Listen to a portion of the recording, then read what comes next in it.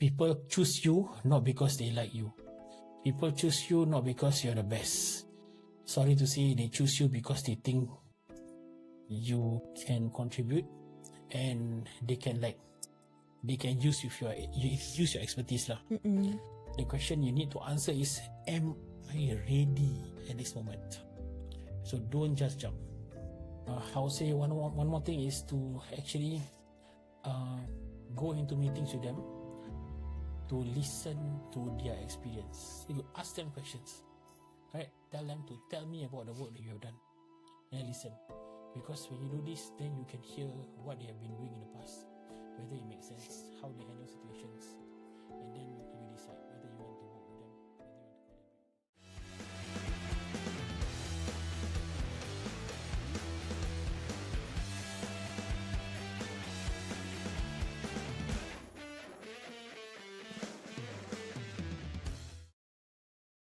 Hi everyone, welcome back to the podcast.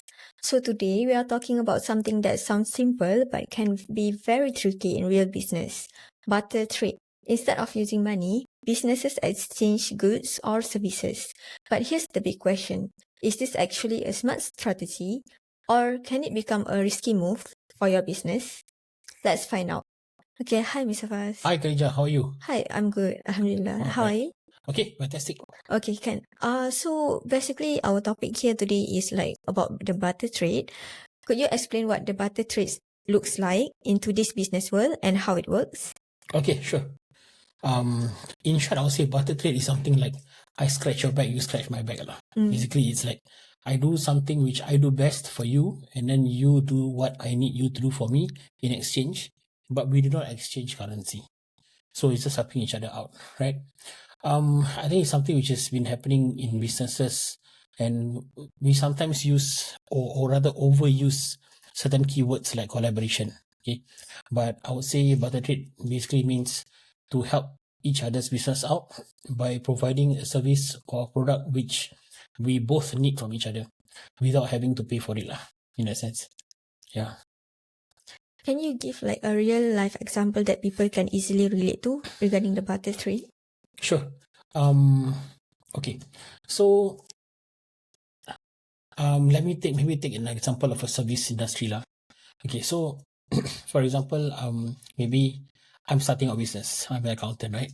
So obviously I can do accounts part without any issues, but I need a website to be prepared for my business. So I reach out to another company which is actually doing that, which is doing no website services, or they're doing stuff on the internet. And I reach out to them and I say, look, if you guys are also a startup just like me, I need this from you. Can we exchange services? Can you do just a simple 2-page website for me? What is the value of that? I will provide the same value in kind, meaning I will do it in exchange with my accounting services for you, right? So that is a very simple approach lah. And then he gets accounting done for him. I get my website up. We are both happy. We don't have to pay each other. In that sense. Okay, so I now understand what barter is based on your sharing lah. So from the system itself, right, is there like some advantage that we can know of? Oh, okay. I think the easiest advantage basically is for the start, I don't have to come up money. The other party also doesn't have to come up money, but we both get something in exchange. So there's a relief from having cash flow out. Right? So without having cash flow, especially during tough times, it helps a lot lah. Because you still get things done, things are still moving, but you don't actually have to spend for it. So you can spend for something else which you can't do barter trade lah. Yeah. Can barter trade actually help like a small business grow, or is it just like mainly for cost saving? Actually, it's not just about cash. Okay. I would say when you are a small business, sometimes you have idle capacity. Like for example, if in my example, if you're running an accounting firm, maybe I have got 2 staff and one of them is not fully maxed out in terms of the hours available in that sense. So there's still some idle capacity. So of course, by using barter trade, I can actually make use of full capacity to the extent of the fullest capacity. If you are running things like a gym, for example, you have a gym available for 24/7, right? You have machines, everything is there. But if you don't have enough customers, this whole capacity will be idle. So the idea is, if we actually have barter, right? When, like, for example, you trade with another company, which in exchange can send their customers to you as gym members. Then what happens is that you will fill up your idle capacity. Things like building business relationships will also happen, because when you do barter trade, there's a lot of trust involved as well. There's a lot of working for each other, making sure it's a good win-win relationship. So thereby, you will actually have to work towards making sure that there's good, credible collaboration and long-term partnership and gains for both parties lah. So this is another good thing about doing barter trade. I would say maybe one more thing that a pro of it is you to expand your market. If I were to run a gym and I've got everything, I've got maybe still how many hours available in terms of idle capacity, right? So I joined into barter trade with a pizza company, for example, Pizza Hut, for example. So now, if the barter trade works between us, what happens is I'm able to access Pizza Hut's customer database. They can become my customers instantly. So the growth part is actually shortened. Can I expand their networking lah? Yes, correct. I see. So, and it's actually very fast. So you don't have to spend on marketing a lot in order to build a customer base, but you do a direct swap with each other. I offer you this, you offer me this. Your customers and my customers both benefit in some way. So you get to go fast. From these three, pros of bartering, right? So which benefits that do you think is the most underrated? Underrated. Oh, okay. Underrated, I would say, like people don't know much, but it's actually good for you lah. I would say maybe it's filling the idle capacity. Because why? Most of the time when you run a small business, you don't really count, or you don't really keep track of your idle capacity. What kind of extra capacity you still have, which is actually not being tapped. So I would say, as a business owner, it's very important to know that you still have excess available capacity, and for you to actually maximize it to the best way possible lah. Yeah. I see. Thank you for your sharing, and we now know the benefits of the barter. So every pros has its cons. Can you share with us what are the cons and the risks associated with the bartering? Sure. We spoke about the benefits. Look at the risks involved as well lah. So I would say bartering has its own negative traits lah. Okay. First and foremost, I would say it will be the value mismatch. Okay, especially when you are partnering with another business which their perceived value is very high. So I'll give you an example. So maybe you are a gym membership company and you want to partner with a law firm. Okay, for whatever reason, I do not know, but okay, so maybe you come to a point where you feel that your costs involved in the gym versus the cost involved in the law firm is very, very far apart. So their value of what they are bringing to the table as a law firm will definitely be very, very high. Okay. So when that happens, there is a mismatch in value lah. Yeah. So finding the right party to have a good bartering relationship with is very, very important. Yeah. That's one. Another thing I would say is maybe legal and tax implications lah.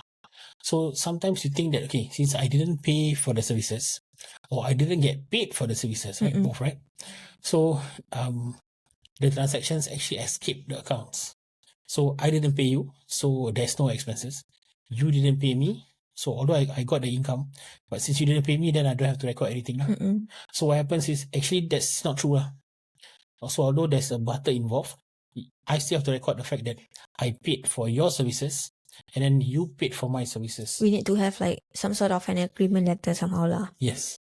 So the value has to be determined as well, right? And then we have to input it into our books. Why this is so is because, number one, legal implications. Your customers that come to me, for example, I still am legally bound to take care of them, and there's certain standard of care, everything lah. There's the legal part. I have to take care of them. So I have to do my part. They become customers. Second of all, the income which I receive, but I do not see in that sense, it is still taxable actually under my name, under the company's name. So from a tax perspective, this thing also has to be managed properly lah. Yeah, and I would say another one more thing not so nice about bartering is that because you don't see, you don't really keep tab of it, right? So what happens is I always have this mantra: things you don't measure, you don't get to see the growth. Okay, so if you don't measure it, meaning in barter trade, you don't see it that much. You don't get to grow it. You don't grow the business. You don't scale the business. So you potentially overlook this area lah, actually, because it's not so apparent. Yeah. I see. So basically, it's like more like this barter trade, more like a short-term thing, I would say. It could be. Yep. So it's like it could be like, to start off with, you have barter so that you start the business quickly on a strong footing with customer base, lower down your idle capacity, and you go full force. Then as you get more stable, you taper this down. Yeah, that would be a strategy actually. I see. This podcast has been brought to you by Accounting Superhero, your trusted partner for Zero and SME compliance in Singapore and Malaysia. Switch up to Accounting Superhero today. Have you ever seen situations where like this barter trade cause conflict between businesses? Oh, always. Because it's not involving cash, right? It's just like service and service, products and products. Yep. So what happens is that either one party or both parties may feel that, hey, I keep giving and giving, but then I don't receive anything in return.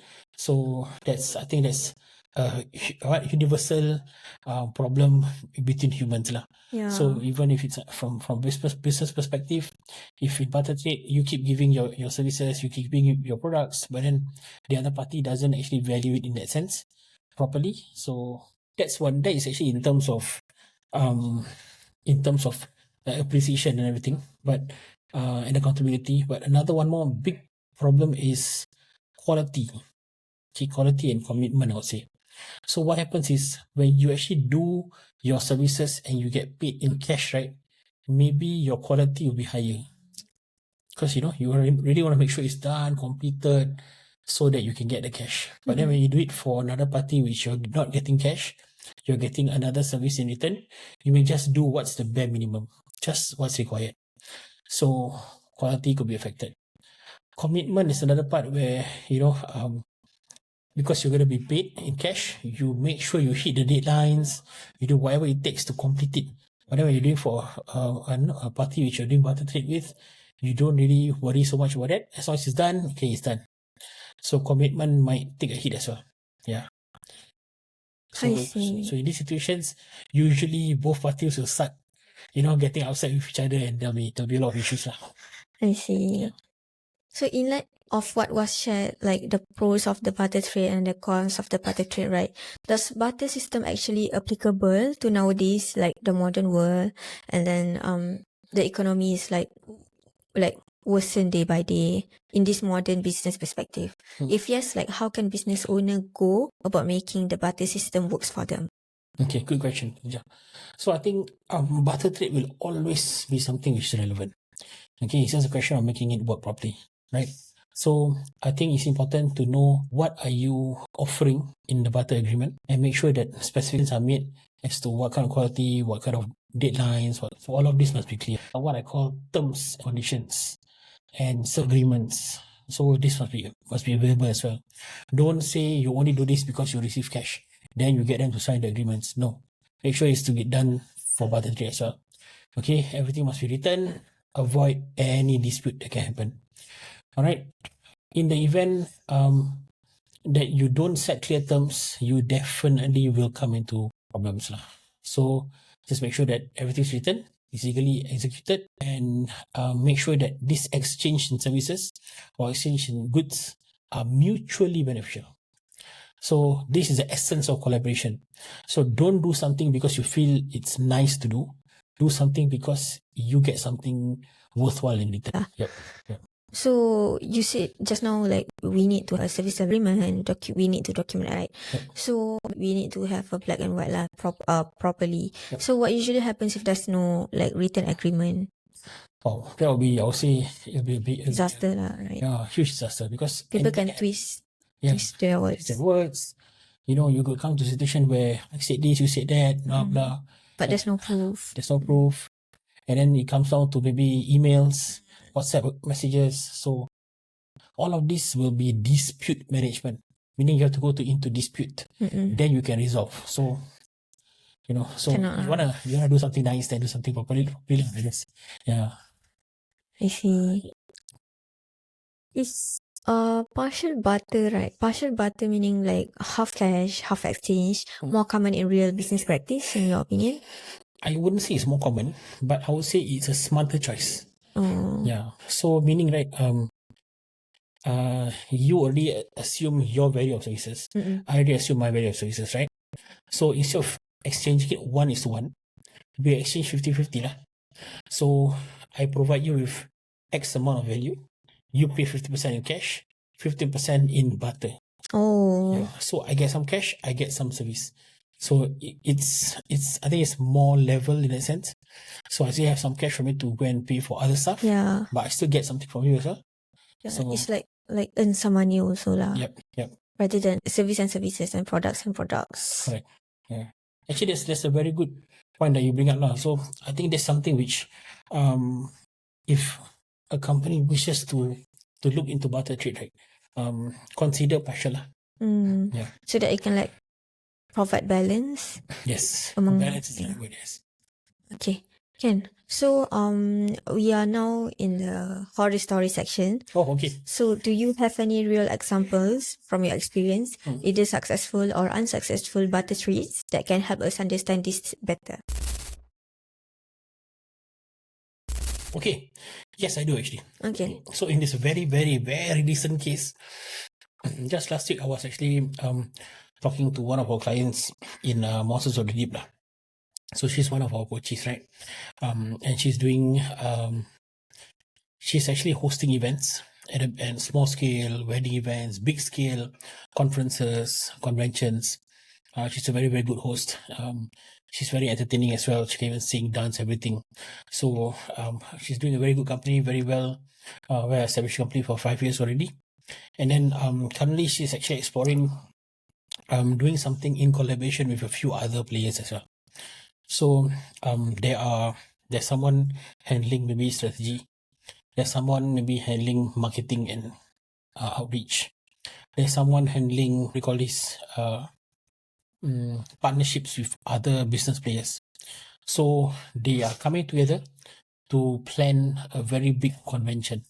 So it's like maybe near year end, so a big business convention. So what happens is, so when I was talking to her, she was very upset because what she brings to the table, she feels, is undervalued by the rest of the parties lah. So she says that to plan for something at the year end, she is one of the parties which has to do work now, right? Because it's year end, right? But you have planned something come from now all the way until on the day itself, execute, finish. Then after finish, you still have some work done, right? So that's for her. But maybe for some of them, it'll be on event day. Event day, then there's some work to do. Post event day, maybe some of them post event day, there's something to do. So she feels that she's putting in a lot of hours every week. So she showed me her schedule and everything. She saw this week how many hours, this week how many hours, and then how many manpower and everything. So when you total all of these things up, she has put in quite a lot actually, right? And then her team is very upset because they are not being paid. Yeah. So she is actually paying them the normal pay but they know that the company is not being paid at all. Right? So maybe if the event goes well, there's some profit, then she'll partake in the profits. But it's if the event goes well. If there are profits. If it's not, then you're done. Yeah. So she's upset because she feels there's a lot that she's putting in So in this situation, come to the point where as of the last meeting I had for last week, I think 3 persons have already resigned. Wow. So she's down with only 1% now. 1% under her. Yes. So she's a mess, very, very stressed up. Yeah. So these kind of things can happen, right? Yeah, in this modern world. Yes. So if you ask me, is this a failure? I would say it's not really a failure. It's just a question of whether are you ready to do this. Yeah, because it's a risk, right? It's a high risk. It's a high risk one. Second of all, you notice not, you actually have to put in a lot of effort into doing something before anything happen, right? No guarantee of success. So that is, I would call it an investment. So because of that, I mean, in order for her to do this, she must be comfortable that, okay, I put aside some money already, I can pay myself, no issue. Just number one. Number two, I can put in some hours also, which I know if I put hours for this, I cannot put the same number of hours for something else. So there's an opportunity cost, That means I cannot do other business, I still have to put here, right? So this is investment. Do this only when you can, not when you want to, but you're not sure. So I guess that's my message. I see. So, from the horror story or like the example that you provided just now, do you know like how others can avoid the same mistake? Because like barter trade, just like what you said just now, it's a high risk again. So how can people, how avoid this mistake? Okay. So in our same example, right, I would do two things. One is what we spoke about doing maybe partial barter trade. So we do barter trade, but we also have some cash payments. That's one. Number two, there should be limits imposed as well.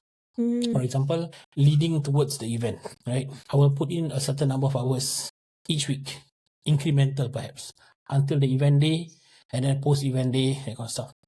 So I have a certain predefined number of hours, which is my commitment that I will put in. Will I do more than that? No. It's not. Is it fair to me? Yes. Yes. So it's not like so tiring or demanding. Yes. And also on the staff as well. Because they know the company is not making money for it. The business owners will be putting their own time into it as well. So there should be limits. I see. So, as an accountant, what are your advices on this barter trade? Okay. As an accountant, everything boils down to numbers. Okay. Our business has to make enough money in order for it to be useful to us. So we should always consider when to barter and when to avoid. Okay. So make sure that you don't just do something because you have been selected by someone to collaborate and then you feel obligated that you have to do. Never put yourself inside these kind of situations. People choose you not because they like you. People choose you not because you're the best. Sorry to say, they choose you because they think you can contribute. You're capable. You're capable, and they can use use your expertise lah. The question you need to answer is, am I ready at this moment? So don't just jump. Okay. Number two, go and find partners who are trustworthy. Okay. Not everybody who comes and say, hey, come on, let's do together and that kind of stuff, doesn't mean they're the right fit. Okay. They can be the most interesting people. They can be, people you respect on social media or whoever it is. They can speak with the nicest ways and all that. But at the end of the day, trustworthiness is important. Track record is important. So check all these things out. I would say one more thing is to actually go into meetings with them to listen to their experience. You ask them questions, right? Tell them to tell me about the work that you have done, and listen. Because when you do this, then you can hear what they have been doing in the past, whether it makes sense, how they handle situations, and then you decide whether you want to work with them, whether you want to collaborate with them. So we need to like build trust and then like make sure the one that we are partnering for the barter trade is like capable of doing it lah. Yep. I have this rule which I don't mention much lah, but if I were to meet with someone for the first time and I meet the person over food, I will watch the person, how the person eats, how the person responds to the waiter, waitresses, how the person requests for the bill, or how they interact with people.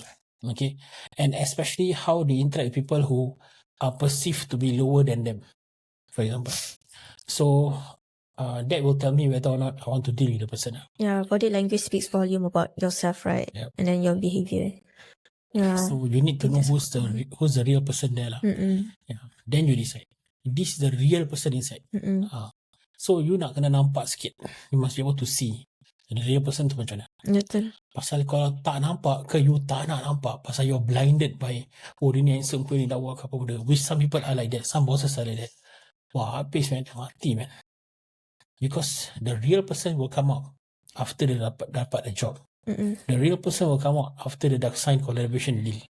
Betul. Lepas tu you dah tak ada buat apa. So dia dah dapat apa yang dia nak lah. Dapat apa. So we have to make sure we do whatever that we need to do lah. Use our gut feel. Kita kena tanya questions, tengok body language as you mentioned just now, tengok how dia deal dengan orang lain, baru kita tahu kita ni nak ke deal dengan orang macam ni. You know. Then kita dah decide, then tawakal lah. Ya Allah, tolonglah aku. Understand. Yeah. So thank you, Mr. Faz, for the sharing just now about the barter trade, and I appreciate all the sharings that you have given us today lah. So for the viewers out there, if you have enjoyed this topic and want to get more, do ensure to look out for our bonus freebie, which is the checklist on the topic, downloadable via our FTA website. Thank you all, and we'll see you on the next episode. Bye. In the next episode, we uncover another interesting topic. Collaboration requests are pouring in. How do I know which ones to say yes to? See you on the next episode. Bye.